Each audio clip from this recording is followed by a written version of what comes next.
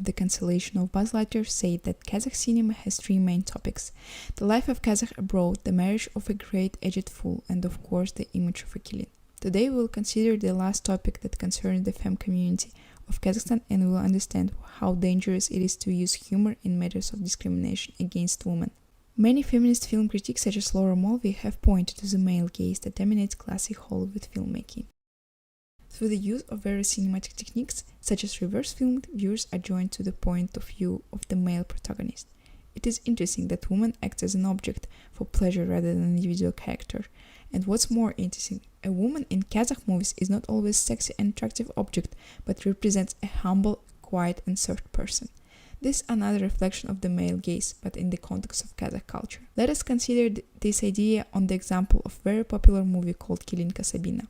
Unlike stereotypical Hollywood movies, woman here is the main character, but it works a little bit differently. The narrator of the film is the main character, Sabina, a girl from a wealthy family who lives a full life in Almaty. She gets everything she wants: daily shopping, friends meeting, cars, and so on. But she dreams of a fiancé who would provide a luxurious life in Dubai.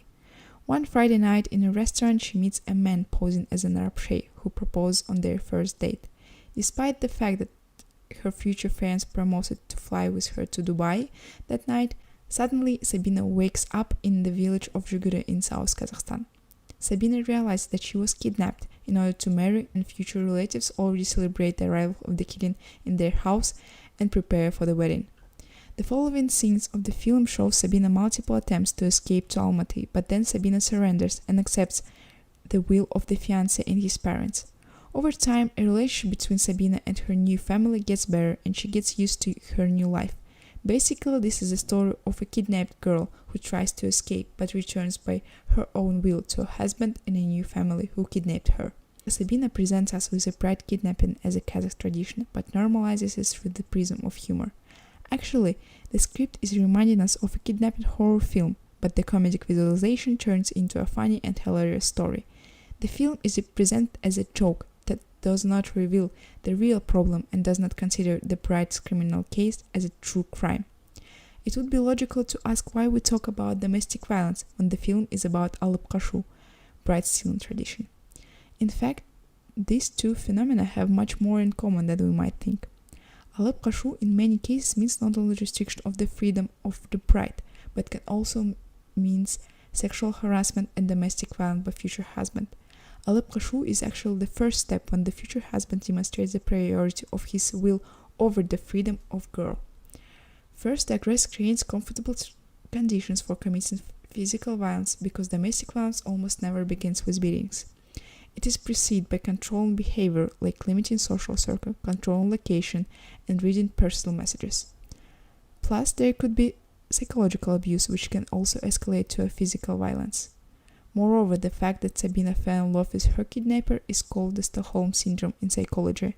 This is when the victim, from the hopelessness of situation, inspires herself that she loves aggressor. So, how can we change the situation with the stereotypes that represent in Kazakh movies?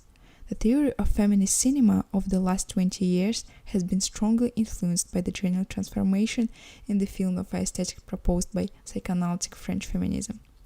The theory includes new possibilities and perspectives such as female and maternal ideas proposed by the psychoanalyst Bracha Ettinger. Similar ideas can be seen in Bayan Maqsadqız's recent film Baqit. The action of the film Baqit takes place in a small town of Kazakhstan and tells the story of a long and vicious circle of domestic violence. Husband, wife, and their adult daughter are three key characters who demonstrate the pain of domestic violence and also the fate of the victim who turns into an executioner. The film shows the perspective of both mother and daughter view on the fact of female domestic violence, and for the first time show a woman not as an object but as a person who can also suffer from the violence. The image of a woman here differs from the standard submissive image of standard Kazakh woman. However, movies such as Отвергнутая жена and TV series Mstan, which raise the issue of domestic and sexual violence, are not broadcasting on any Republican TV channel. The question remains, does Kazakhstan television reflect an offensive and disrespectful attitude towards women, or does it still promote it?